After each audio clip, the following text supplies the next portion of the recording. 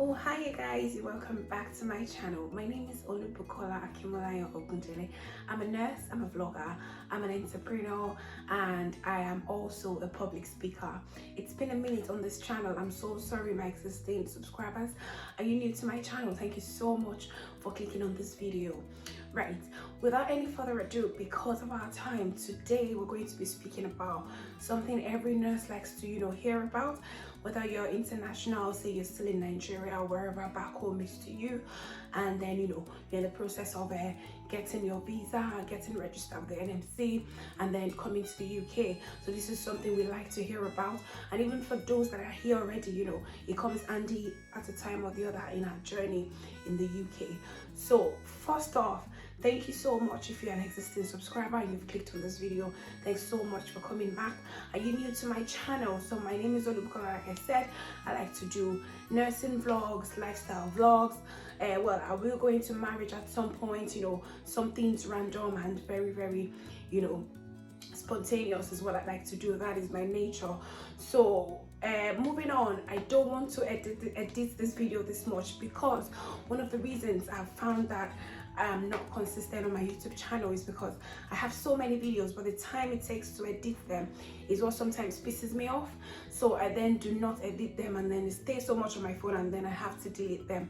I suppose some YouTubers have this story as well. So because of that, I'm not going to be editing this video, so I want to be very careful not to make too many errors as I go on. Right, speaking of what we will be doing in this video, we'll be talking about a few things, and I will start with them. I've got my MacBook here, so I might be looking sideways at some point. So on this video today, we'll be talking about frequently asked questions from international nurses that I've gotten personally, that I've gathered here and there, that international nurses like to know answers to, and also where to go to. For instance, questions like, where do I go to? I'm just coming from abroad. Where do I go to? Is it north? Is it south? Is it east? Is it west? Where is most affordable? Where is safest? Family? Where is this? Where is that? So I'll be touching base on that as well. I'll then be talking about NHS or care home. So that's a question everybody asks. So in case you don't know, NHS is I'll go into it in a minute, and then care home is private. So another question I know people normally ask again is, when do I get my ILR? How do I sort childcare out? What is public fund? Then joining nursing agencies just to get extra money here and there. Surviving as a new nurse in the UK. Transportation system in the UK. Putting my A game on. Saying accommodation problems and how to tackle them, and if anything springs up as we get along, I'll try to chip them in as we get along. So let's get into it. Right, so first and foremost, I'd like to touch base on where to go to. Oftentimes, after you've sorted yourself out, and with the whole thing where nursing agencies cannot recruit too much from countries that I'll try to put the link in the description box. So if you're from Nigeria and some other parts of Africa, or here from here and there, you're not allowed to, nursing agencies are not allowed to poach those areas or take, clients or nurses out of them. It's just a rule they can't afford to break. So for that reason, you have to apply for your job by yourself. Go on track jobs, go on NHS jobs if you want NHS jobs, or just randomly search nursing, and then if you want care homes, nursing in care homes, or nursing in whatever location you like.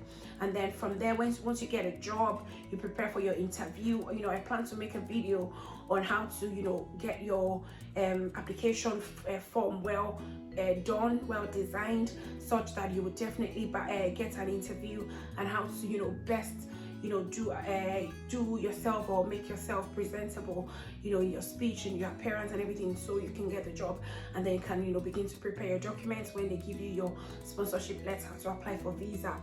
So right, I'll then move on real quick. I will get to that video at some point. If you're interested in such video, please put a comment in the comment section for me, just to be like an encouragement for me to do it.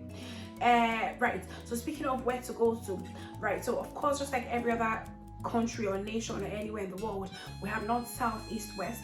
So personally speaking, I've lived in the south, and using words, I've lived in London, I've worked in Essex, I've lived in the East Midlands, that's Kettering, and when I was living in London, I lived in Croydon. When I was working in Essex, I worked in Chigwell. But I know pretty much areas like that. We used to go around, shop and all the likes, and then I moved to East Midlands, and right now I live up north. Right, Newcastle is up north for me, and what is my reason? My reason is because I've been here, I've been there, and I have been not everywhere per se, but then I've then at some point decided that this is where I think I want to be for now. Do you understand? So at the end of the day, it is your own decision to make. I don't follow the crowd as much as possible, even if everybody is going somewhere. If I count my circumstances, or I search this and that, and I'm like, this is not where I want to go, I do not go there. So I may sound odd. I remember when I was going to move from down south to up north, everybody thought I was crazy. Why are you going there? We've been there for uni, so why do you have to go there again to get a house? And it was what I wanted. It just didn't have to make sense to anybody. So it depends on you just researching. If you're here already, I'm talking to you that you're here already, it's just about you just researching, like, okay, why do I want this? Do you understand? So if your why supersedes every other comment, just bust them and just move on. Do you understand? So I have my own whys, and they're personal to me, and that's why I've done them. So but I'll run through reasons why I think you may want to choose living up north as well. Do you understand? But different strokes for different folks at the end of the day. Now, back to international nurses. If you are still back home, I understand that it may be more affordable living up north than living down south. But if all the people that you are getting that are happy or ready to give you a certificate of sponsorship to come to the UK are from those down south, then please, by all means, get a visa, get a sponsorship letter, get a visa, move down south. It may not be easy with regards to high cost, especially when you go to high cost areas, like London, Essex, Kent, Sussex and the likes. They might be expensive for starters, but with time you can decide, okay, do I want to leave? Can I do more agency work, to help me, meet up with my expenditures? And that way my net pay after taking my expenditure from my income still makes sense. Because at the end of the day, you can't keep running rat race, and that is why they say that the queen's money stays in the queen's land. And it's just for those that do not, that want to live in such areas, but then they do not have any other source of income apart from payslip. So they live payslip to payslip, and by so doing, they really do not, after so many years living where everybody lives and where they I don't want to speak too much about that, then you find that they seem to be struggling even after a very long while.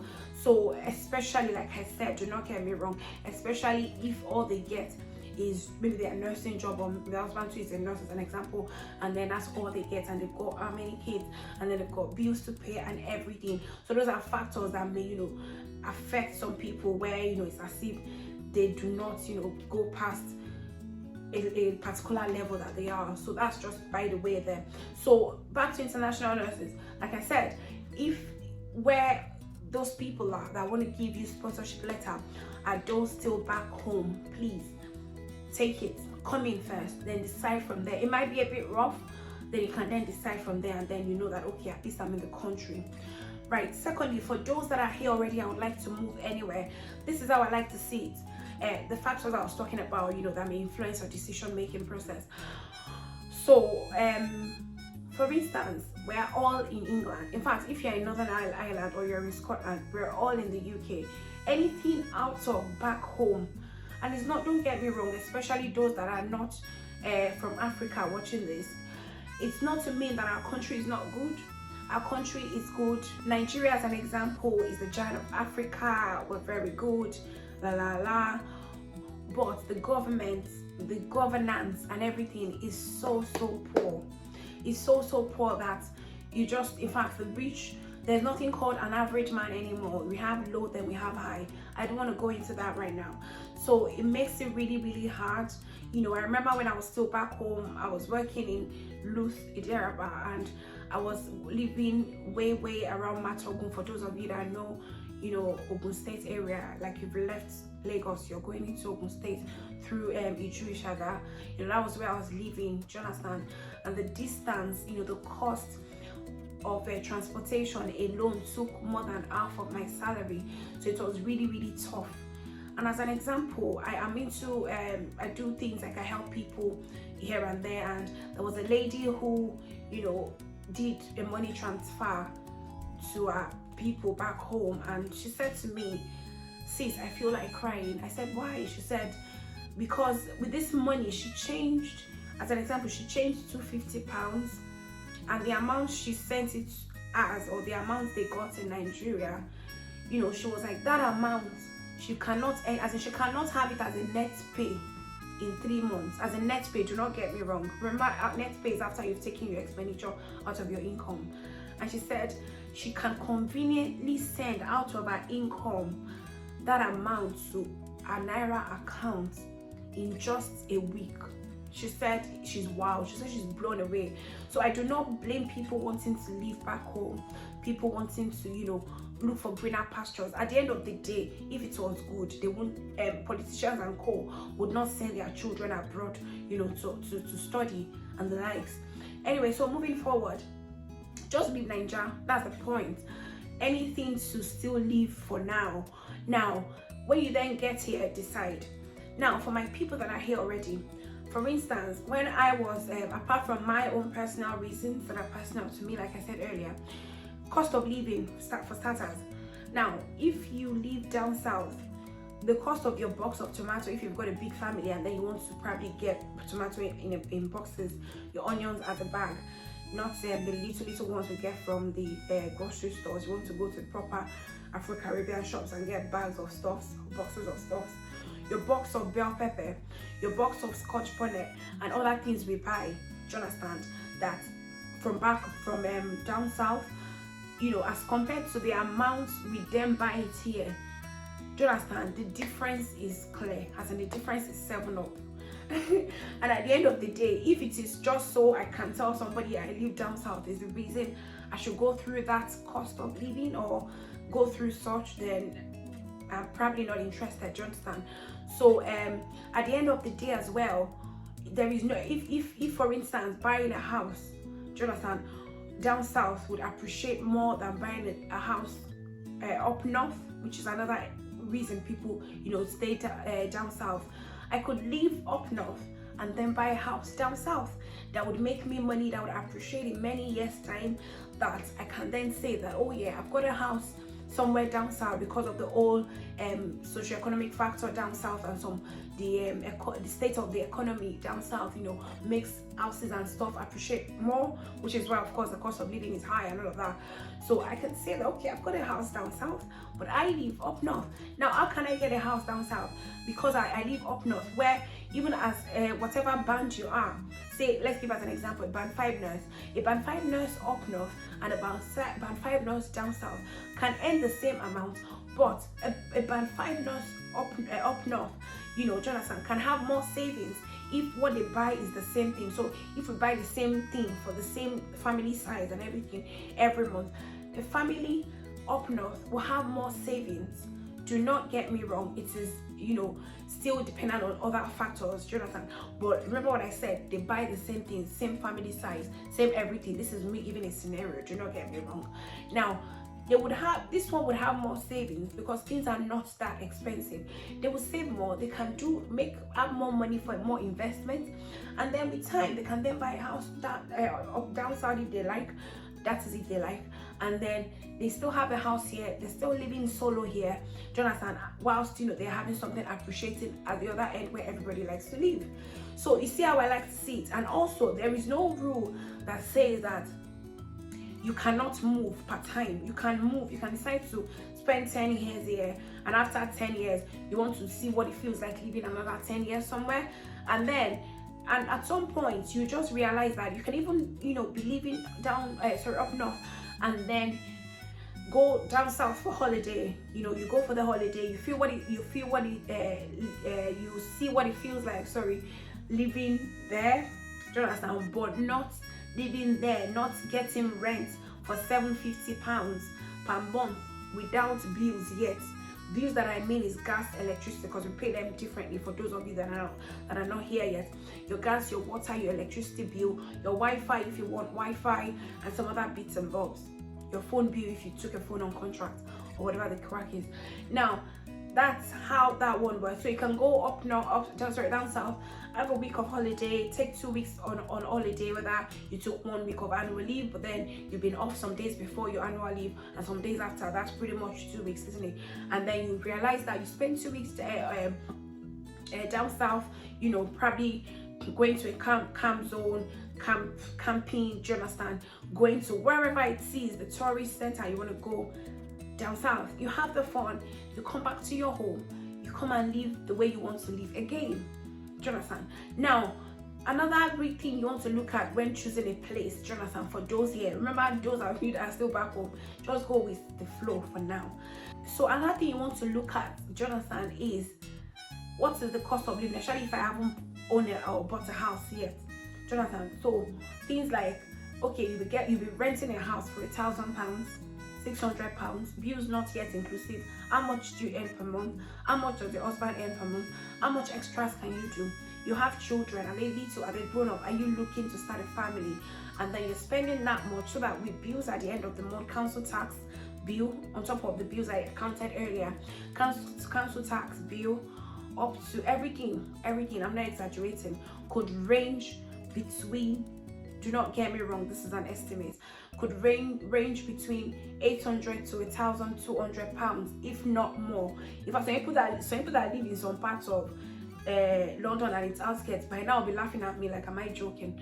It's way more than that for some places, for some areas. Do you understand? So imagine you spending that amount on just to live in a house. Do you understand? You have not bought food, you have not bought clothes, you have not sent money home. Do you understand? You have not put your investments or whatever savings by the side, whether you're saving for a house. You have not put that by the side just yet, and see how much you spent. Do you understand? So that's what I'm trying to say, you know, looking at it from the expenses point of view. That's one thing you want to look at. Do you understand? Cost of living. Another thing you probably want to look at again is, what kind of life do I like? Do I like a fast-paced life? For instance, like something I was saying jokingly with my friend last night, I could be wrong, do not get me wrong, and I do not want to be quoted. People that like the fast life, Lagos kind of life, for those that are Nigerians will understand what I mean. Lagos kind of life, will appreciate London, especially if they enjoy it so much and they do not want to break away from it. They will enjoy London so much, on its outskirts so much. Not considering the cost of living, not considering that they are having little or no savings by the side. Sure, or people that all their lives they wanted to live a Lagos life. Do you understand? Maybe they live in, I don't want to name locations now, but they live anywhere outside of Lagos, and then but they've been wanting to live that Lagos life all their lives, but then their parents built their house wherever it is outside of Lagos or wherever, and then they now have the opportunity to fly out. They will gladly choose London. They will gladly choose any fast-paced area because it's always been their dream. So those are the category of people that you find that hell bent. They want that. They want to stay in such area. Full stop. Do you understand? So, but people that are flexible, whether they've lived in Lagos or they've lived outside of Lagos, or whatever fast-paced location it is your country is, that are looking at other things more than nightlife or whatever, so that would definitely be very, very flexible. So I am one of that. I'm one of those people. Or rather, I was born and bred in Lagos. I did everything in Lagos, but I had my school of nursing in Ibadan though, so that's 3 years out of my Lagos life. So but I'm very flexible. I've been there, I've done that. So I know what it feels like living in London. I know what it feels like working in Essex. I know what it feels like there, and then I've chosen. So that's it. At the end of the day, what do you want? That's a question you should ask yourself. You can gather information. I like to gather information. When I'm speaking to people, it's as if I'm whining them. No, I'm gathering information. I'm expanding my knowledge base. By the time it's well expanded, I can then decide. So that's pretty much what I can say about where to choose living in the UK or living in England. Also, another thing is I was going to mention, so when, for instance, we were going to relocate up north, another thing I thought of was, what are the hospitals like? What kind of hospitals will I find? What are their standards like? Do you understand? I don't want any hospital that is not safe, that their CQC rating is horrible, where my pin is not safe. Do you understand? That's another one I want to look at. Another thing I want to look at as well is my children, will they safely? I know everywhere is God that protects us all. We know these things, do you understand? And we pray and all of that. May God continue to protect us. But there's a part where you then look at, okay, how can I best protect myself? So which is why, for instance, we're going to pick a particular location when we're going to relocate. Then we Googled things like the police, the crime rates. That's what I'm trying to look for. The crime rates in that area. So you want to look at the crime rates in that area. Do you understand? You want to look at knife cases, all this knife injury, stabbing, death on the streets and things like that. You want to look at things like that. It's not to mean that they do not occur everywhere. Do not get me wrong. It rains everywhere. But out of two evils, would you not choose a lesser one? Do you understand? So, which was the reason we then chose Newcastle as an example. And this is me. So anybody watching this is me. I keep emphasizing. So another thing again is you want to look at things like city. Do you want a city? Now, Kettering, where I was living, is a small town, do you understand, in Northamptonshire. Do you understand? I do not want such. Do you understand? Where what we just have is a small town center. We don't have the high street life and everything. I've always liked like a high street life. Like for example, when I lived in London, I loved going to the high streets. I love the whole idea of high streets and everything. I love that bubbling nightlife. Do I'm married, but then I just want to drive past sometimes. I'm like, oh, that's what I'm talking about. Even though I won't go in because I'm married and my husband is not that kind of person that clubs and the likes. But it's just my own mentality of living life, and this is me. Remember, this is me now. And I thought, okay, Kettering is not for me. Jonathan. But at that point, Kettering was for me. Do you know why? Which is why I'm telling international nurses that just still coming first. At that point, that Kettering was for me, because when we were doing our OSCE, it's not like now that everything is easy, that even though you still find people complain, and the likes of us and a few people that came in before us will just be laughing, because if it came then, you appreciate that now it's dead easy. Jonathan. So what I want to bring out of it, Kettering was the in thing for me then, because as at then I was working in a care home in Essex. The ones supporting me towards getting my OSCE, all they kept asking me was, have you got your result yet? Have you got your PIN yet? And then I saw a lady who tried to help herself. She tried to do it herself, and she attempted it 3 times, if I'm correct, and then she failed at them 3 times. And then at some point she was totally devastated. She was practicing herself and everything. The support was zero. So I said to myself, is this what I want to go through? So I was also a pre-registered nurse. All I had was my IELTS and CBT. Is that what I want to go through? Then I put my shoes on my head, and thank God for my friend. So my friend that introduced all of us to Kettering, Jonathan, is somebody that likes to share knowledge, likes to help everybody. So she was open enough to tell everybody, okay, this is what I have gone through. I do not want you all to go through it as well. I found a place, they help. So Kettering is one of the very few people that started OSCE training for international nurses, Jonathan. So which is why I still respect Kettering General Hospital. Thumbs up there. And their training, their education is wow. So she then told us about it. Then all of us came in our numbers. We migrated to Kettering. I did my OSCE. I got it once, and I was happy, and I stayed there for a while. Then it was time to move. Then we came here. So that's all the old thing. So it may be an in thing for you to stay where you are at the moment, but at some point when you need to reevaluate or reassess your situation, you want to relocate, you then want to begin to consider factors before you relocate. So that's it. I was going to mention something else. I was talking about Kettering. Something came to my mind and I cannot remember anymore. I'll see if I can remember. I don't want to edit this video too much, like I said earlier. So moving forward then, when I talked about hospitals, now hospital, when I was looking at this place, okay, so for nightlife and everything, so this place pretty much ticks the box for me, where it's a proper city with all the nightlife. Newcastle is known for that. People come here for tourists. It's like a tourist attraction center as well. There are good and lovely places that you do not know exist in Northumberland. And the hospitals, they have very, very good rated hospitals around, CQC rating of outstanding.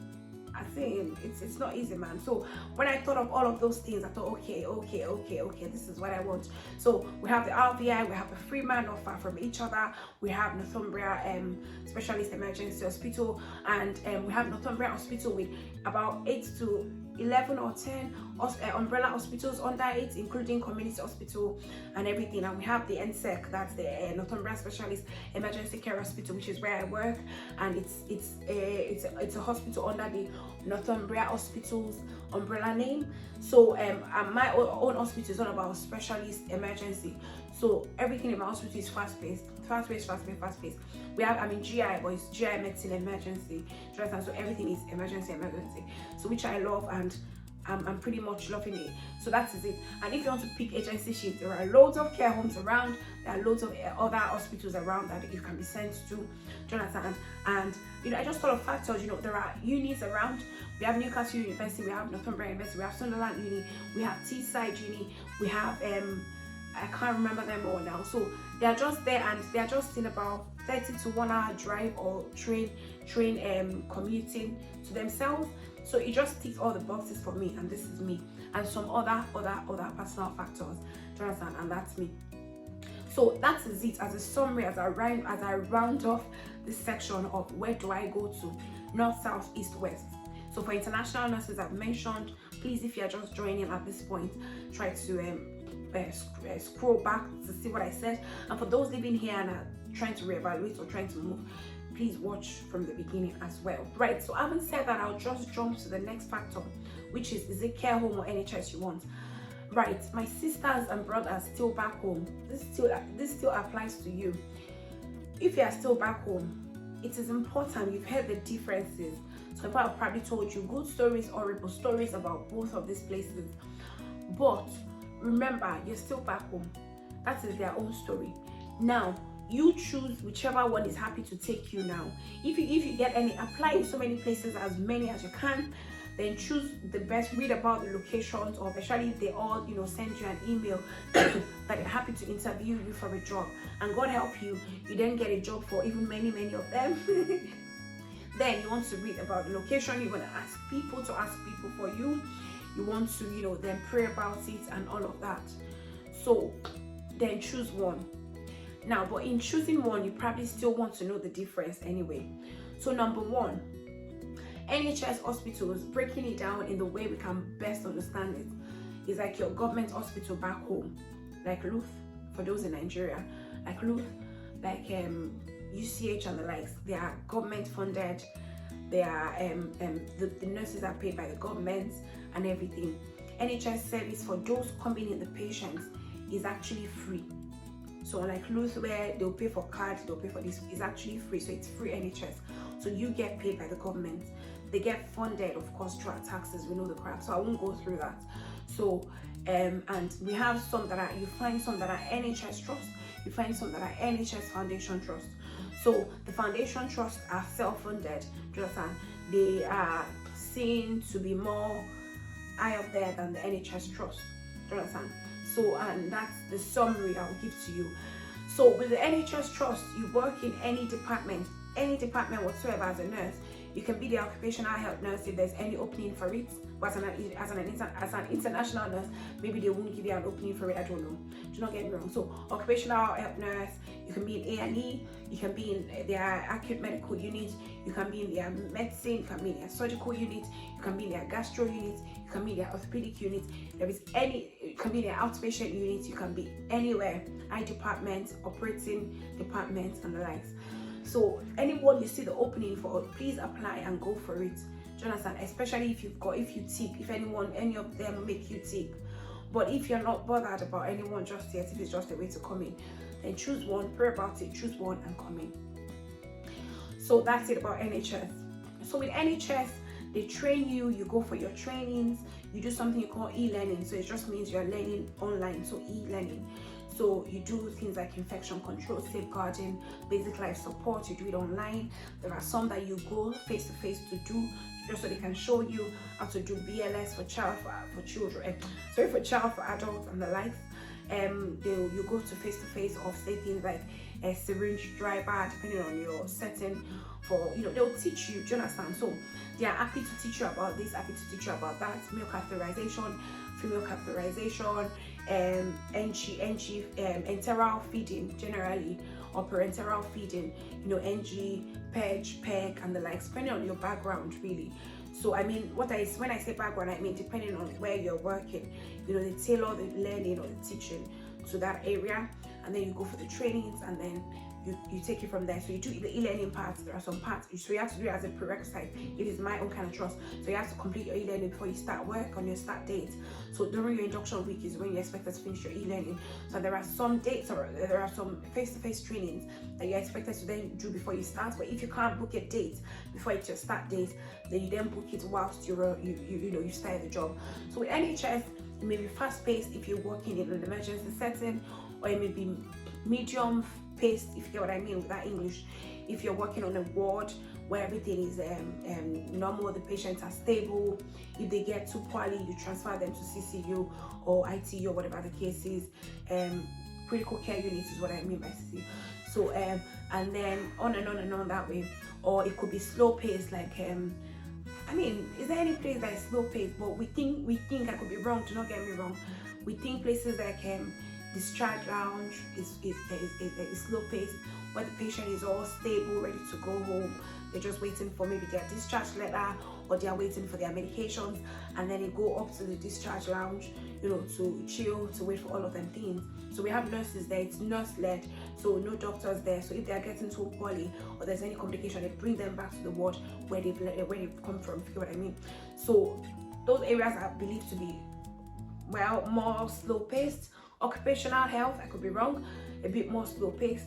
And practice development, so you want to be a practice nurse, where you educate nurses that are doing their training, for instance, that you are simulating an environment for the outskip for them. Do you understand? Is considered slow paced as well.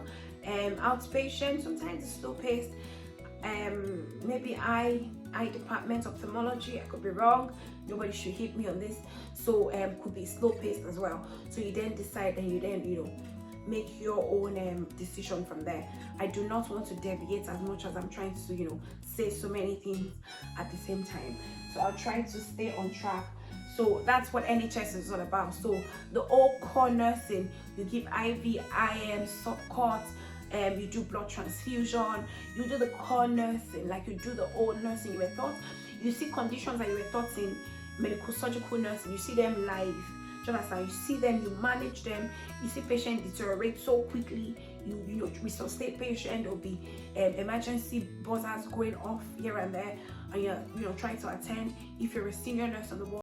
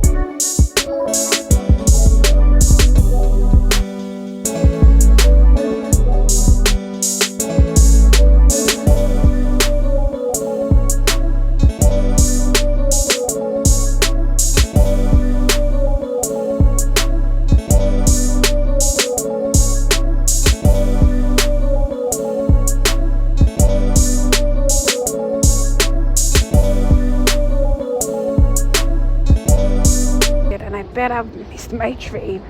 So it's platform 2.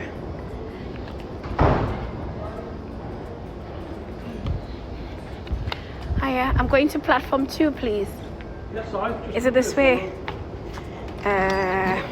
We're down here, we're the left-hand side of platform 2. Thank you. Yes.